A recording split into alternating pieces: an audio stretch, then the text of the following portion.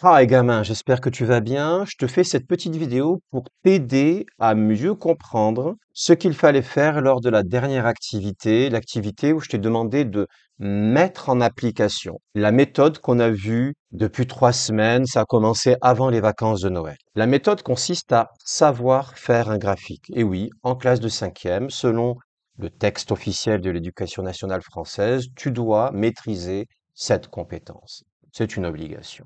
Allez, c'est parti, on y va.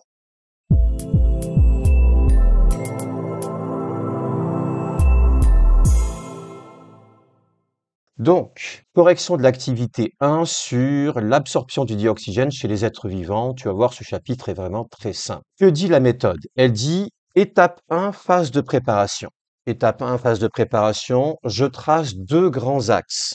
J'insiste, l'axe vertical sur la marge, l'autre de la marge au bord de la feuille. Quelque chose de très simple, ça prend même pas 10 secondes. Ensuite, je lis la question. Et dans la question, je repère deux mots magiques. En fonction. Quel que soit le prof, quel que soit le niveau, ces mots-là vont apparaître dans la consigne. Et j'applique ce qui a marqué à droite, à savoir, avant en fonction, ça vient en haut, après en fonction, ça vient en bas. C'est quelque chose de très simple. Donc tu lis la question, tu repères en fonction, tu repères avant, après, puis tu appliques.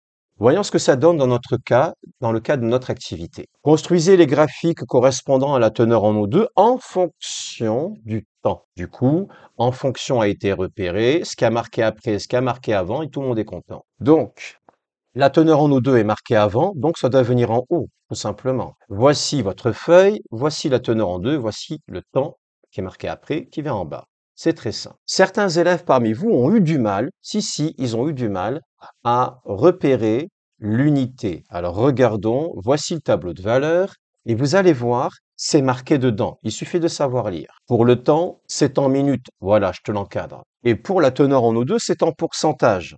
Tout simplement. Tu marques donc pourcentage pour la teneur en O2 et minutes pour le temps. Et ça prend, en étant honnête, tracer les axes, mettre les noms, les unités.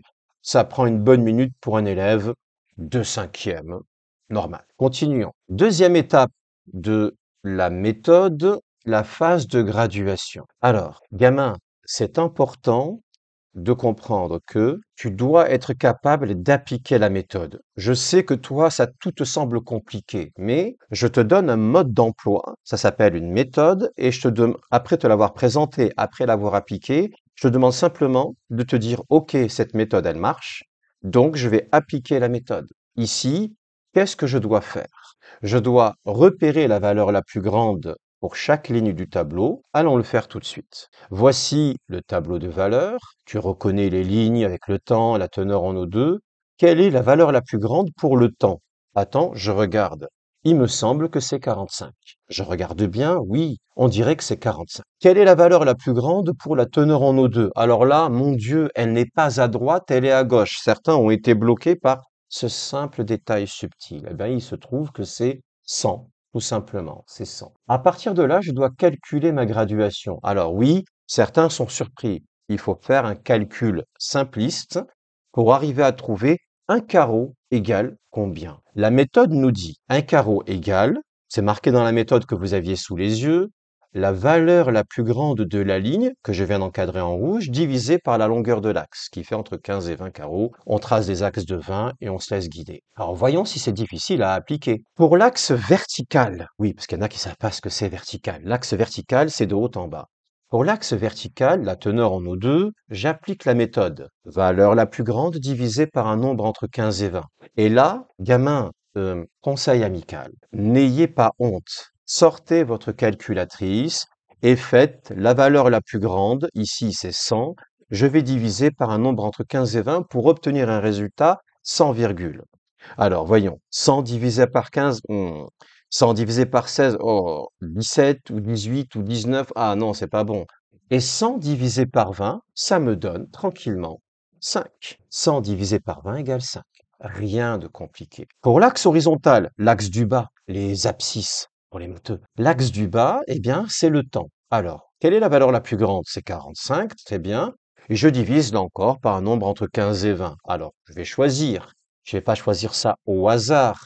Je vais prendre ma calculatrice ou mon intelligence mathématique, à vous de voir, et je vais regarder Par quoi je peux diviser 45? Eh bien, 45, si je le divise par 15, ça donne 3. C'est tout. Y a rien de compliqué. Donc, gamin, je sais que pour vous, tout semble compliqué, tout semble complexe, mais c'est pas le cas. 1, je repère la valeur la plus grande. 2, avec ma calculatrice, je la divise par un nombre entre 15 et 20. Évidemment, si tu as une certaine intelligence mathématique, tu vas gagner du temps. Faire ce travail prend approximativement 1 minute. Il suffit d'avoir une calculatrice et de savoir appliquer la méthode. Je ne te demande pas de réfléchir au pourquoi du comment, je te demande de l'appliquer. Tout simplement. On y retourne. Donc, ça prend, pour un élève aux capacités normales, ça prend grosso modo 1 minute. Continuons. Maintenant que j'ai calculé ma graduation, j'ai trouvé pour l'axe vertical un carreau égale 5. Je vais donc compter de 5 en 5. Pour l'axe horizontal, un carreau égale 3. Je vais compter de 3 en 3. Eh bien, je me suis rendu compte hier, quand je vous ai fait l'activité, que certains, oui, avaient du mal à compter de 5 en 5 et de 3 en 3. Et ils prenaient la calculatrice pour compter de 3 en 3. C'est évidemment une perte de temps. Un élève de 5e, je parle pas de, attention, ici, je ne parle pas de dyscalculique ou dyslexique. Non, non, je parle d'élèves au profil dit normal, entre guillemets, et qui doivent apprendre à calculer simplement de 3 en 3 ou de 5 en 5. Je pense que c'est accessible. Et quand on fait ça sans calculatrice, ça nous prend grosso modo 2 minutes parce qu'il faut vraiment faire l'effort de marquer les valeurs et que ça prend du temps. Ensuite, dernière étape de notre activité de construction graphique. Il faut évidemment positionner les points, c'est la base. Ce sont des plus, hein, des plus, pas des multipliés, pas des ronds. Positionner les points, relier les points à la règle. Ah oui, je suis désolé, tu dois avoir ta règle. Eh oui, je suis désolé, je me suis rendu compte que au mois de janvier, certains élèves n'avaient pas de calculatrice, certains élèves n'avaient pas de règles. À un moment donné, il faut avoir son matériel. En art plastique, je suppose que tu y vas avec ton matériel. En musique, tu y vas avec ton matériel. En SVT, tu viens avec ton matériel. Il n'y a pas de raison que ce soit différent. Continuons. Donc, il me reste plus qu'à mettre un titre. Voyons ce que ça donne dans le cas de notre activité. Donc, voyons ce que ça donne. Alors, j'ai ici mes 2 axes, ils sont gradués, j'ai mes titres, j'ai mes unités et j'ai plus qu'à placer mes points.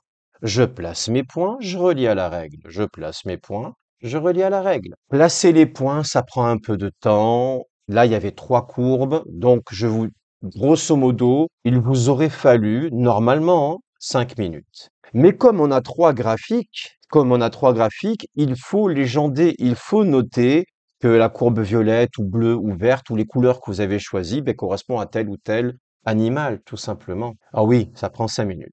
Il ne reste plus qu'à mettre un titre. Le titre, tu le trouves dans la question et la formulation du titre doit toujours être graphique exprimant blablabla en fonction de blablabla. Souviens-toi, dans la méthode savoir faire un schéma, le titre était schéma illustrant blablabla. Ben là, c'est un peu pareil. Il y a une formulation pour que ce soit correct, pour que ce soit rigoureux. Je pense que c'est accessible. Enfin, mettre un titre, pardon, tout simplement, eh bien, ça prend 1 minute. Grand max. En fait, en 20 secondes, vous l'avez mis, mais je vais compter large. Maintenant qu'on a terminé, faisons un peu le bilan. Eh oui, il faut faire le bilan de tout ça.